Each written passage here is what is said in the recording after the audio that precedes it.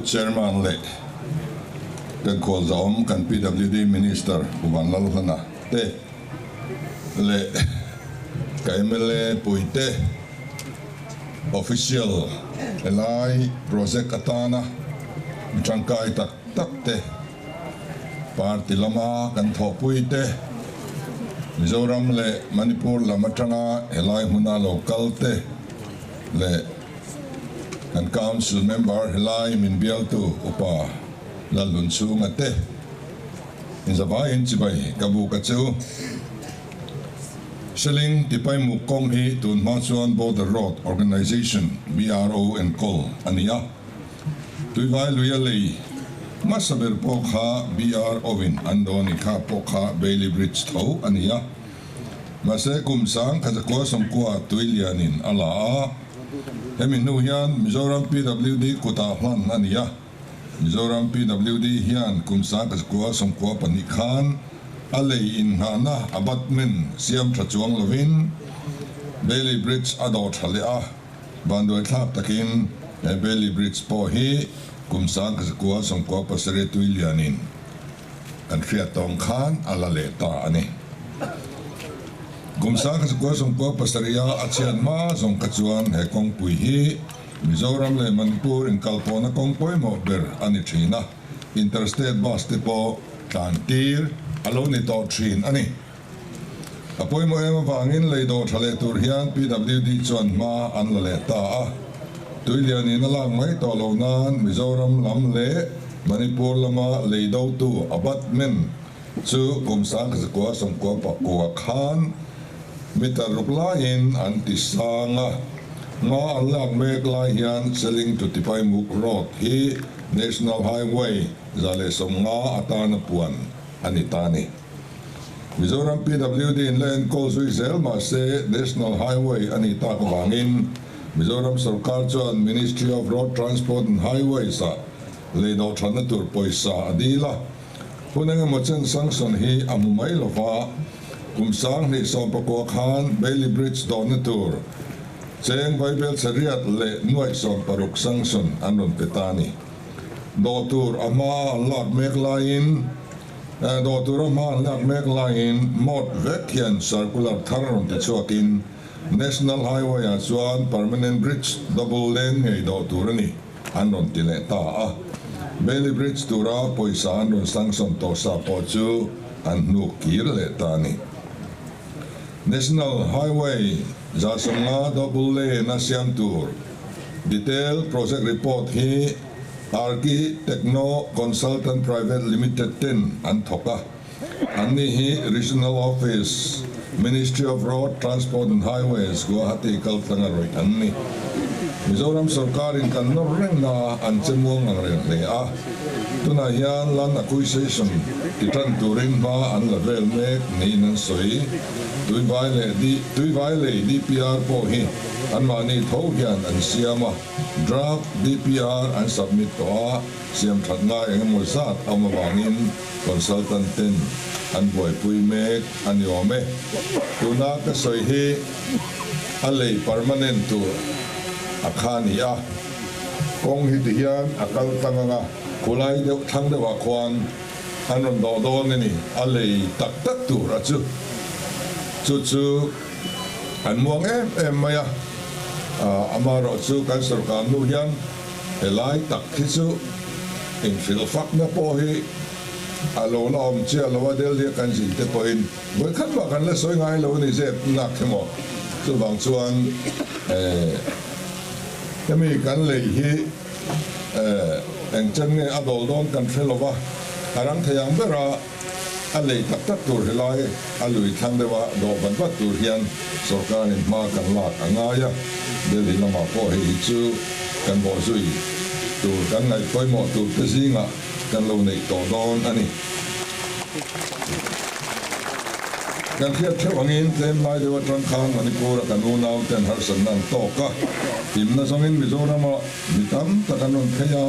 mi pui mamo bungro po Mizoram kal tanga lag lu vet alone ta bu fai thlengin alone ta ani Impal Airport le hospital te anwa mang thei to silova Lengpui Airport te Aizolama Hospital te chu an pan thei nai vai an nita a mamo en kim Mizoram lam atangala luvek atula chuti line sinzol lam kong chau khi kumkhua na kan man thei om chun ani boxia hele siam thathi alo tul ta le mai ani abik takin Persol district mi pui te tan chuan kong hi economic road lifeline atlingang Chief Minister kanin nuwa Manipur lamunau ten minron muapiangin Tuivai Lei Dawh turhian min ngen deuh zel ani chutiang taka poimo nia wang chuan Ministry of Road Transport and Highways lamin permanent do tumin muang fan rain ma an lamek ti rechungin sum le pai seng lu tuklova Mizoram chunga kan Bailey Bridge pat luite fom khoma hunang mo chen atana man thei tur Bailey Bridge do kan riruk ta ani nikum sang nile som ni pali mars tha assembly session a khan kan PWD minister zom tak puwan lau han chuan Tuivai luya Bailey Bridge do kai ani tur thu hi apuanga ma po lak zui ngal ani MBT lai le amalam le anu hian ulan muan te hian ngai poimo pera aneya min fil set reng mai ni ani wang hi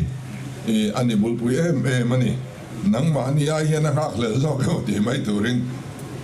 le pe halai bi la hin din tu mani mo te ka ti de rum ma abuda khan zangin mamong kan tian soya kan ti don nia kan tia ka hon thak laya ngano tu ta ka fil ngala atuka kan sanction ngal ani kati lai ka kan ngai thak dong khan MP campaign lai ni a katiang lam soi kha oi ani lo min hek le mai ho mango ka kati dewa ma se lungin tan huam kha ka soi ve pop mai ni naman mo thak big le poi mo big ka kan ngai awangin chak takin bo suya kum khat po aral main ando zova tun than ni kanu luk takin anen china thataka thato kan ngaya voina lei masa achia da tang kum som ni pariat na kalphung thar ni pui sarkar chuan kan lo lo kai le tani kong pui tha pani kan lo nei don ta hi thobeng huai mai hele sorpa bi pui te kalom puya kan PWD engineer te torim na le inpeng na kalom le ani kan engineer te hi an thokrim tak mewa na pon thok sakani urei lo te chungin an han zom maya adik chia chuan man ruwa kha helama tangala ka ngai sia ko ta longa kar kai chua ral le lama tra rondo phe ngai boxia hau tak viawani chutiang chu ania kan long la kha tuilian in la dai mai boxia ti chuan longa po kan buaya tiang kha ania tin helai chevela om aton tonin Manipur lamanemo Mizoram lamanemo mi puite le ruai tu te in chunga kan lom tak mek ani in thayang to tha in tho ve a tha zabi in tho ani ten thok tu te in kana ui te in pe a ei tur te in pe a in tur te in pe a sa te point zuk pe thin ti kan ria chu wang chuan a thok tu te tan po khan a phur omani khati khopa helaya mi puite in phur wang khan kan engineer te po an ha adam sok songa an thok chak son ni te po in ka ria ani elebar lama chau ne laven zir na le risel na konga te kan in unaw na le in fiat po na konga te ko fran le khotlang rong bol na lam thlengin kan tangkai pui don ani sin kan ngai thak ta rang khan emotionally politically le engani physically ha kongen kima tisale tinlunga kanin po na tur siam tu ani hele hi Ministry of Road Transport Highway in Lei Thazok an la do kai don ti freng chunga kanuna horsan na tur mek te tranpui du na wanga kan do kai ania wang hian in pum khat na lei Unity Bridge ti te point kan han ko ania signboard te po kan an tar hiala a then khan don ma Mizoram ne an hun laya elaya party pakatara le lam tenen lungrual ta kanong ho lai ferengin Union Bridge itiang intia Union til unity ti khatsu til thumuna ngai la kan du am deuh chuan Union Unity Bridge te pawh kan tira hmel a then khan Grass Bridge te kan te Unity Grass Bridge te pawh kan ti mai nga chuanin ming hi chu are ya ko dan bik mi puinol hen kan nei hun alo maya aming put hun alo nei mai thin ani Bailey Bridge te hi temporary bridge ti soi dol zo chin nei dim ta pen ko ngai ania helei po hi apur zo tok ai rit lir thein zo fo chuan reilo te a tliak le mayang ti alom permanent bridge kan nei ma zong tluang takakan man theinan amang tu piang ten dim takin kan mang don nia tin chinan han soi helai khole atanga ratu ron pan pheina kha dun ma ka chuan atlang thina ke po zip khalin ka lang to ni voi ni lai chu are tol tola ma son long kan pan lowa kan kong tlang sa ka ping le ta helai tlang nung pani min sui fin tu wania dun ma ka chuan so mi song pui lo na tang khan eta van bong lama khan nia kong kha che thei trin khop maya van bong kan ho tu pa putam chuan phei chuanin suang pui lo na tanga van bonga zipakan han chuang hi chu kong hi selu tu ka ruling pa le opposition pa hi kan in kis phei no mai ne thina this one khole ka tang hian agret po tha sun somom taloni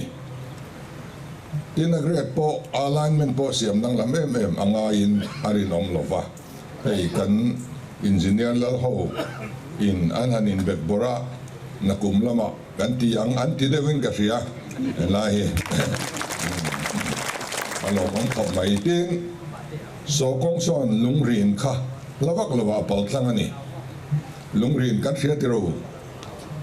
lungrin kan ten lo ni ma tharau kal na kan ti kha enga rung dio ni nang lungrin mit ti tharau piangin kham panga asia na kha o kha la lo ni chuwang chuan khang pawh na tur te pawh kha sial a harin karing lova kan man lai thil hlui poimo kalai khan au mani ti chuan kan mamo le tak chu lei kan neya tu na hi chuan lom thu kan an soi tiat tira kar le lamin ron soi tur chu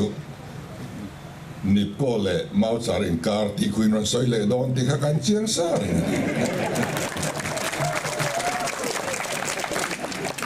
kum inkar achezwal nip ko ho wena chak lak na rora purdan velan man alignment po che si khu aboi thak khom ma ke emli ko chiani chumi chu siam thaturin mana khan Manipur tangin in ron natlang to me in za om khop ma ya ai tu na hian in ti le me ang za me nga yang kan tia kan black top lo chuan kan roller hi akal theidong tat lo ani a oil tu ka a ki koi box ya chu wangin PCC siam lo lo kha ngai ta ti chuan PCC siam na tu chuan hei kan engineer tenan han chok chuaka vai bel chathum le nuai somsari paruk angai dona chu voina khan kan finance secretary te kafila file alo kalanga arang lamin hei chun lo pedonia kanin ti ani ena hi kan thok than thuanga aran thena turin department tala kan thomai angai don ani ten chu lo le chu khume baga kong atanga emi vervet theng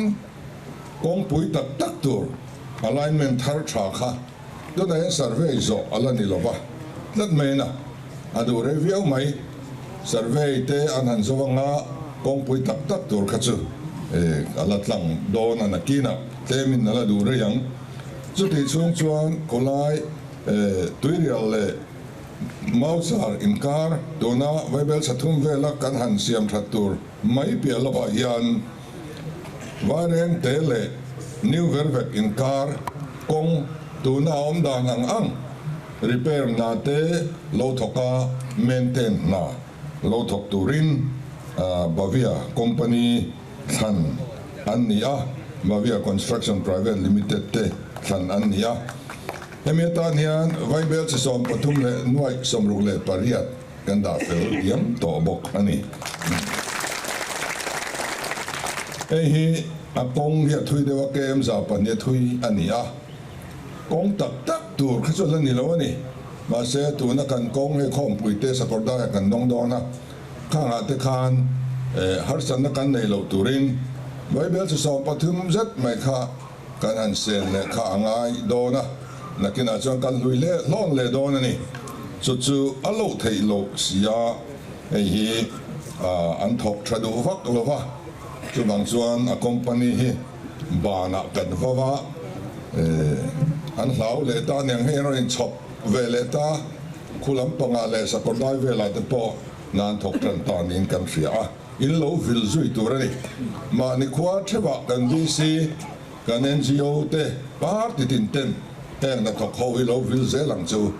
an no tho thalo in mo chuan a video in ron thon la ti vai ro zel bang chu ti chuan ke ni nak son kan ron la zelang na thok sia hi anom tur anilo ti kha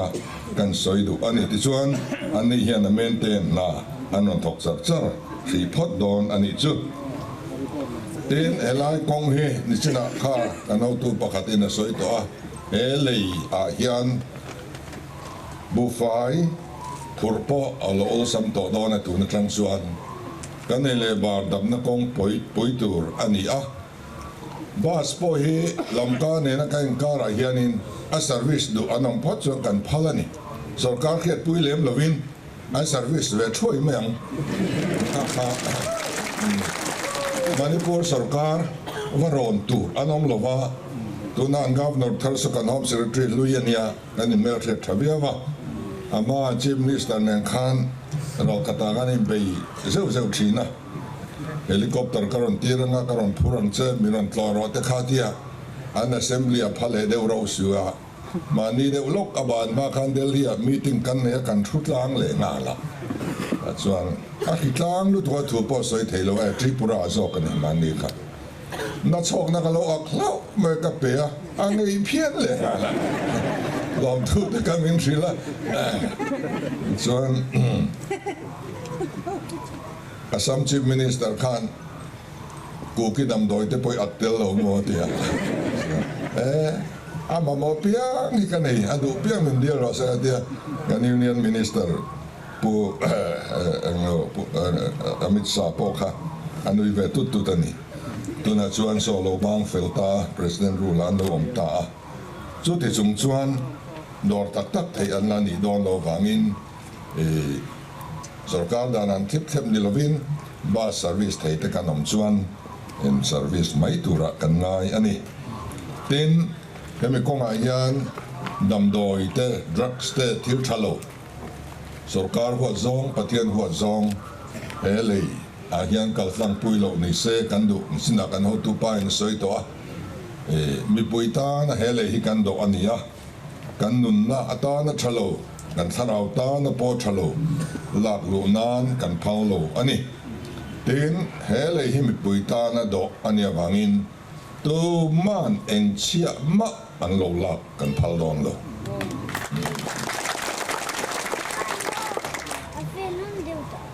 ato bera chuan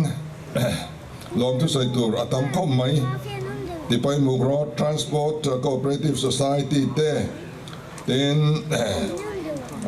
HYA tu chapai te HSA te tin hey Dr. Fimate te nupa Fimate te Rung Lei Vaisu Foundation ami rok chu te pokan ti ve trep chua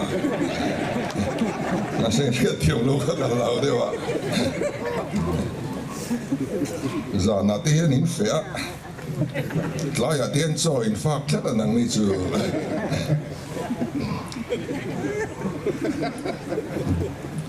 MPC Manipur lama kan ho tu te hei kan to kan in mure an ni pe chu tin Delhi Mar welfare le Delhi HSA te tin Dr. Chalton dia netin pa Delhi tra local bang fanga ani hi minister telo ni to reng kan senior leader ania ain tun boya khan anan soisa miron phone pata hei kain po ka chanta aron tia annun na ero chu an laksak nang lo ti hian Delhi lama an tlan se thlat thei ta teng chuan har sat na to po min ran thil ve vak thin tu kan senior leader ani hi tin marin poi general headquarter te le helam Maram region Mizoram Lampang region te Persol district development committee te le Sakordai Chimbeng Zonu te New Vervek VC te tin kan North Block Roy tu te Vaitin te Sakordai VC te thil pek chi sang hei min pe kan ho tu te nen kan lom tak zeta kan zawai ayo in nen a lom thu kan soi ani tin thil pek zong songa luber chu sial ani sil intika sil mo kha sil ania kan pi pu te atang khan ran zong songa ngai san ber chu sial ani senga khachu an zau mani bong la loi nga ti lama lang lo kan thon thu zong zong po kha chiaru langin sial kha aro pu emani mai chia nau sen lo pian point sial man tur an tiani tiang kha ania chu bang chuan kan pi pu atanga thil pek luber min pek awangin kalom khop maya don trom chu lei lampang thila ne boka minang min thik lo selangin kan PWD tenen honanga PWD official tenen party lama kan ho tu tenen kan tit ho don ani ome yang chuan inom lo nu wa kai ni chuan roi kan la the don ani chu den hei ruai te min the saka inin seng so le mai ti kan fia puat takin ai kan tumanga kan lom khom mai to bera kan soi du chu kum som ni zet liam ta khan ka bial te in ni kha in la khereng ome ka bial hui te in ni me chia chu ni ulwa ka bial nu hui te ni dan chu bial ni hui te khereng du khop ania elahi kan lo in bial to thina assembly constituency antinang lam fo thin takna helai bial hi chu adang lam ngai manglo ni tidang lam ani po hian angai de ngar ngarin kan lakal tun thleng hian chu ania wangin ka soi fo thin kalo kalapia ka soi thin tu chu ka bial anga kalangai reng choni ti hi ania voina po chu kan soi non le doa he opposition leader viet thatak mai bial tu kan nia ke ni chuan tu ma kan en rang lova ti hian ani tenen bial kan en kol tlang chunga kan en kol du nang chunga kong en ki mai en ron tonin in har san ne te po an ne nen thena omanga kan ne lama in thlen a omanga ke po min en rang lo la in bial tu kala ni reng in sa rung lovin en kima in on ti del in don nia lo me